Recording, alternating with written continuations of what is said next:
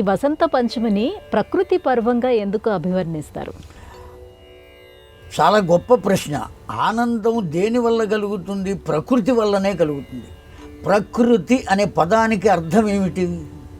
కేవలం మనం చూస్తున్నటువంటి చెట్లు, కొండలు, పుట్టలు, పొదలు, సెలయేళ్ళు ఇవి ప్రకృతి కాదు. వీటి ప్రకృతిలో ఇది కూడా ఒక భాగం. ప్ర అనేటువంటి ఉపసర్గ, కృతి అనేటువంటిది పదం. కృతి అంటే చేయబడినది అని అర్థం. ఎవరు చేస్తారు?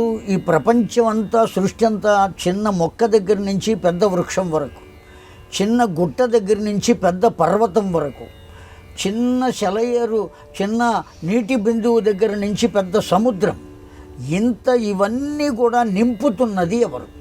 ఎవరి కర్తవ్యం వల్ల జరుగుతున్నాయి ఇవన్నీ? ఎక్కడ ఒక్క వెంట్రుక వాసిలో కూడా తప్పకుండా గ్రహగతులు కానీ, సూర్యగతి కానీ, చంద్రగతి కానీ అన్నీ దాని ప్రకారం అవి జరుగుతున్నాయి కదా. ఎవరు పెట్టారు దాన్ని? ఎట్లా? మనం తయారు చేసినటువంటి అనేక యంత్రాలు కొంతకాలం పనిచేసి కొంతకాలం మొరాయించవచ్చు వాటిల్ని మళ్ళీ బాగు చేయడానికి. కానీ ఆ సూర్య గమనాన్ని ఎవరు బాగు చేస్తున్నారు? చంద్ర గమనాన్ని ఎవరు బాగు చేస్తున్నారు? నక్షత్ర తతిని ఎవరు సక్రమంగా నడుపుతున్నారు? గ్రహ గతిని ఎవరు నడుపుతున్నారు? ఇవన్నీ చేస్తున్నవాడు ఎవరయ్యా అంటే పరమేశ్వరుడే. ఆ పరమేశ్వరుడు చేసేటువంటి కర్మను కృతి అంటాం. కృయీకరణే అనే ధాతువు నుంచి వచ్చింది అది కృతి అనబడేటువంటిది. అనేక అర్థాలు ఉన్నాయి. కృతి అంటే చేయబడినది.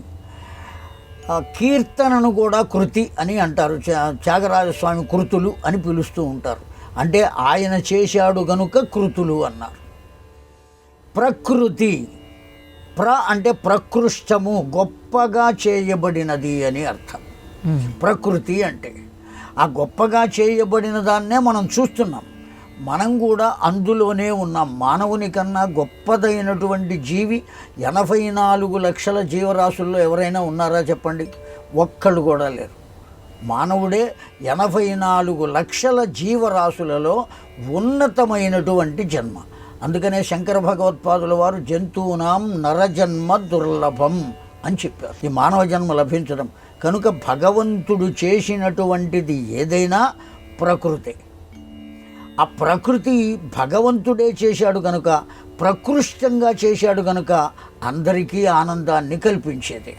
అందుకనే ఈ వసంత పంచమి ప్రకృతికి ఆనందకరమైనటువంటిది, ప్రకృతితో కూడుకుని ఉన్నటువంటిది.